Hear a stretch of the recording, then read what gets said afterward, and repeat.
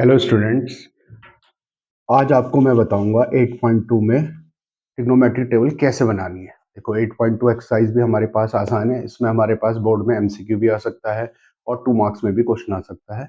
तो हमें trigonometric table में वैल्यूज जो होती है वो कैसे याद करनी है। तो याद करेंगे तो हो सकता है गलती हो जाए हमारे पास, हम वैल्यू उल्टा रख लें। तो इसके लिए हम ट्रिग्नोमेट्रिक टेबल बनाएंगे। एग्जाम में टेबल नहीं आती है, तो सबसे पहले क्या करेंगे, आप जाके कॉपी में रफली टेबल बना लेंगे पेपर को स्टार्ट करने से पहले। उससे क्या होगा, गलती होने के चांस नहीं होंगे। तो ट्रिग्नोमेट्रिक टेबल कैसे बनाते हैं तो देखेंगे आप। तो सबसे पहले ट्रिग्नोमेट्रिक टेबल बनाने के लिए आपको ये तो क्लियर होगा, 0 degree, 30 degree, 45 degree, 60 degree, 90 degree. यहाँ हमने ट्रिग्नोमेट्रिक रेशियोज लिख लिए, साइन, कॉस, टेन। अब हमें कॉसेक निकालना है। कॉसेक हमें पता है क्या होता है, साइन का रेसिप्रोकल, यानी जो साइन की वैल्यूज आएगी उसे उल्टा कर देंगे। सेक किसका उल्टा होता है, कॉस, और कॉट किसका उल्टा होता है, टेन। तो अब हम वैल्यू निकालेंगे। कैसे बनाना है टेबल, जो पुराना तरीका है 0 1 2 3 4 लिखो, फिर उसका स्क्वायर रूट निकालो, फिर सॉल्व करो, वो तो थोड़ा सा टाइम कंज्यूमिंग है। तो हमें क्या करना है, हमें सिर्फ साइन की वैल्यू याद करनी है।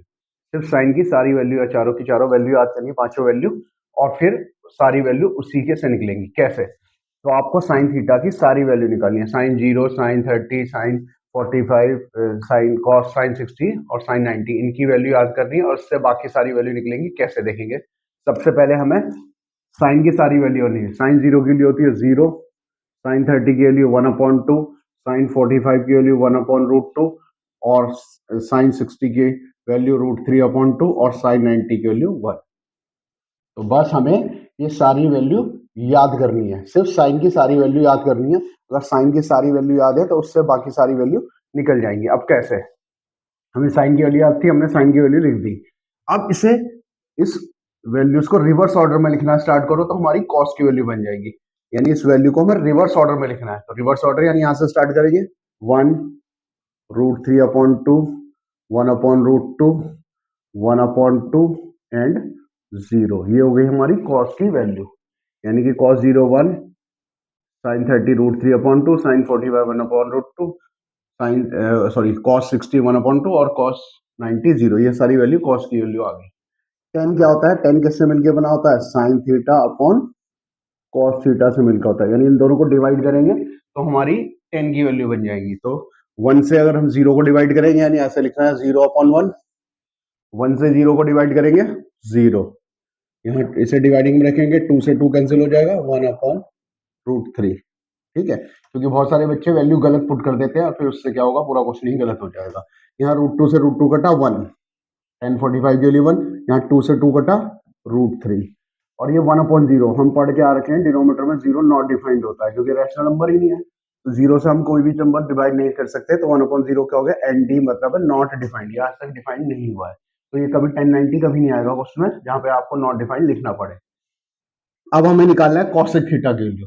तो कॉसेक हमें पता है किसका उल्टा होता है, रेसिप्रोकल, और उल्टा मींस रेसिप्रोकल किसका होता है, साइन का। तो अब साइन की वैल्यू को उल्टा लिखना स्टार्ट कर दो। तो 0 का उल्टा क्या होता है, नॉट डिफाइंड, क्योंकि 1 का उल्टा 1/0, तो नॉट डिफाइंड हो गया 0 का उल्टा। ठीक है, ये 0/1 है, 0 का उल्टा 1/0 नॉट डिफाइंड। इसका उल्टा 2, √2/1, 1 लिखने की जरूरत नहीं है, 2/√3, और 1 का उल्टा 1 ही होता है। क्लियर हो गई बात। कॉसेक थीटा की वैल्यू, कॉसेक की वैल्यू कैसे निकलेगी, साइन की जो वैल्यूज हैं उन्हें रेसिप्रोकल करके लिख दो। क्लियर ये बात। अब है सेक। तो हमें पता है कॉस की वैल्यू कैसे निकली थी, साइन के ऑर्डर को रिवर्स कर दिया था। तो सेक की वैल्यू भी ऐसे ही निकलेंगे, कॉसेक की वैल्यू को रिवर्स ऑर्डर में लिखना स्टार्ट कर दो। जो कॉसेक थीटा की वैल्यू निकली है उसे रिवर्स ऑर्डर में लिखना स्टार्ट करोगे तो हमारी सेक थीटा की वैल्यू आ जाएगी। तो यहाँ रिवर्स ऑर्डर से लिखना स्टार्ट करो, 1, 2/√3, √2, 2, और नॉट डिफाइंड। और कॉट थीटा का उल्टा क्या होता है, 10। ठीक है, तो अब हमें क्या करना है, 10 को डिवाइड करने की जो उल्टा करने की जरूरत है, 10 को रिवर्स ऑर्डर लिख दो। 10 का जो वैल्यू नहीं रिवर्स ऑर्डर में लिखेंगे तो हमारा कॉट बन जाएगा। तो सबसे पहले कॉट 0 क्या होता है, नॉट डिफाइंड, कॉट 30 √3, 1, 1/√3, और क्या होता है 0 का उल्टा, मतलब 0 हो गया है तो उल्टा करना ही है। तो ये हमारी वैल्यू आ गई। इस तरीके से आप एग्जाम में सबसे पहले टेबल बना लेंगे रफली, जिससे कि आपके वैल्यू गलत होने की चांस नहीं रहेंगे। तो हमें क्या करना है, एक बार दोबारा देख लेंगे। सबसे पहले हमें साइन की वैल्यू याद होनी चाहिए। साइन 0 के लिए 0, साइन 30 के लिए 1/2, साइन 45 1/√2, साइन 60 √3/2, साइन 90 1। कॉस कैसे निकलेगा? कॉस साइन की वैल्यू को रिवर्स कर दो, यानी इस वैल्यू को रिवर्स ऑर्डर कर दिया 1√3/2 1/√2 1/2 0। ये हमारी कॉस की वैल्यू बन गई। उसके बाद क्या करना है, टेन कैसे निकलता है? साइन अपॉन कॉस, यानी इन दोनों वैल्यू को अगर हम डिवाइड करेंगे तो हमारा कॉस 10 बन जाएगा। तो हमने डिवाइड कर दिया, 1 से 0 को 0, यहाँ 2 से 2 कटा 1/√3 1, ये कट के आ गया हमारे पास √3, और 1/0 क्या होता है? Not defined. कॉसेक कैसे निकालना है? साइन की वैल्यू को रेसिप्रोकल उल्टा करना है। तो 0 का उल्टा नॉट डिफाइंड, 1/2 का उल्टा 2/1, डिनोमीटर में हमें लिखने की जरूरत नहीं है। √2/1 का उल्टा √2, इसका √3/2, और 1 का रेसिप्रोकल 1 ही होता है। सेक कैसे निकालना है? कॉसेक को रिवर्स ऑर्डर कर दो, जैसे कॉस निकला था साइन को रिवर्स ऑर्डर करने पे, तो सेक भी कैसे निकलेगा? जो कॉसेक की वैल्यू है उसे रिवर्स ऑर्डर लिखना स्टार्ट कर दो। तो पहले लिख दिया 1, फिर 2/√3, फिर √2, फिर 2, फिर नॉट डिफाइंड। और 10 कैसे निकलेगा? 10 कॉट का उल्टा होता है, तो कॉट की वैल्यू को रिवर्स ऑर्डर लिखो यहाँ से। तो cot 0 not defined, cot 30 √3, cot 45 1, cot 60 1/√3, और कॉट 90 0।